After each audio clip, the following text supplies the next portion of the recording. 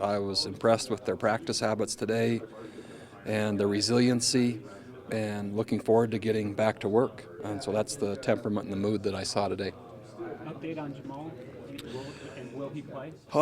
He, that's a great question. He's listed as day-to-day. He's been released from the hospital. He was released Sunday, and it will go documented as a concussion slash severe stinger, but no neck or skeletal damage. And so basically he'll have to pass concussion protocol is what will happen. And that can be anywhere from 4 days to 2 weeks. Just we'll have to see.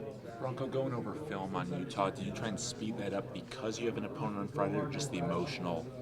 No, it was more the second because of the first because our opponent is coming up. So today's practice was a Tuesday practice, so we had to condense that game down to just the plays that had the most meaning, but then start on our next opponent because we're a day behind. And so I had an extended team meeting to go over where I thought we were currently as a program. Then I addressed some defensive things collectively, and then we were off and separate and kind of passed it. You mentioned coming in on previous Mondays trying to set the tone, set the mood. Yeah. What was that like today?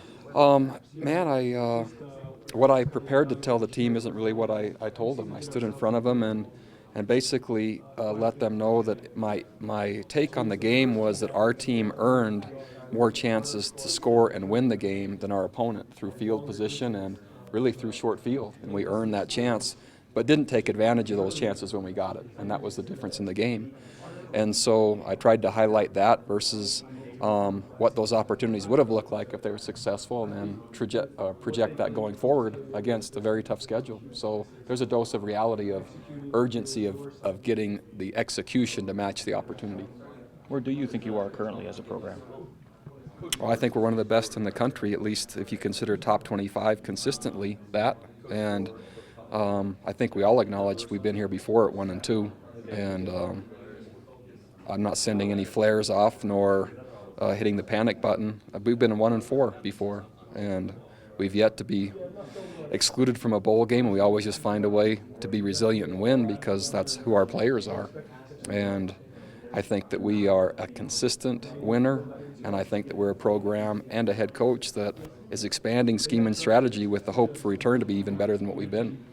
And 3 weeks is probably not early enough to say how well that's going to work. You said this is the deepest receiving core that you've had here, yet there have been a lot of drops. What's the problem there? All I can do right now is speculate, and I think if I were to say what's influencing it, there's one thing to catch it when you have a lot of rest in between. There's another thing to catch it when you're sprinting, coming back, and things are going so fast. And so I think there's a mental resiliency and a physical conditioning that's taking its toll, is what I would say. Whether that's the reason or not, I'm not sure. But that's in thinking about it, that's what I would say. Does anything make you want to slow down in any way at this point?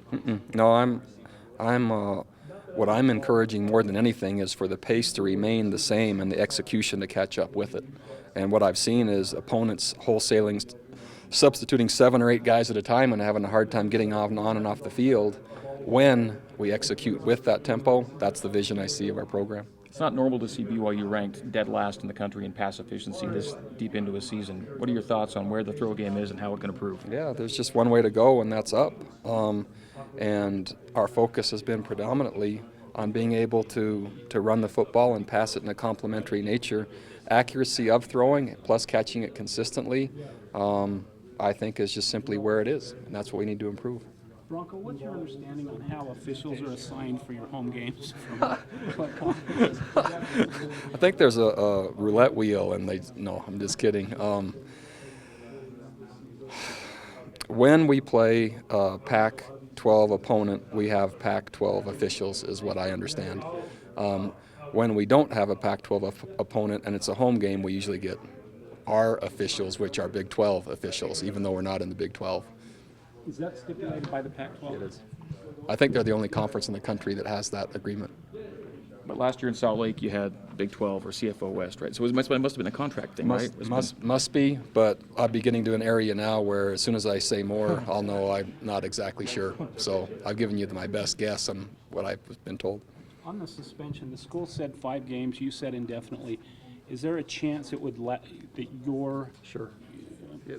So I've given Spence pretty specific criteria that I'd like to see met at the end now of the university suspension. I didn't have a limit when I said that, but at the end of those 5 weeks, if he's met my criteria for him, then man, I can't wait to have him back. If he hasn't, then it could be a little bit longer.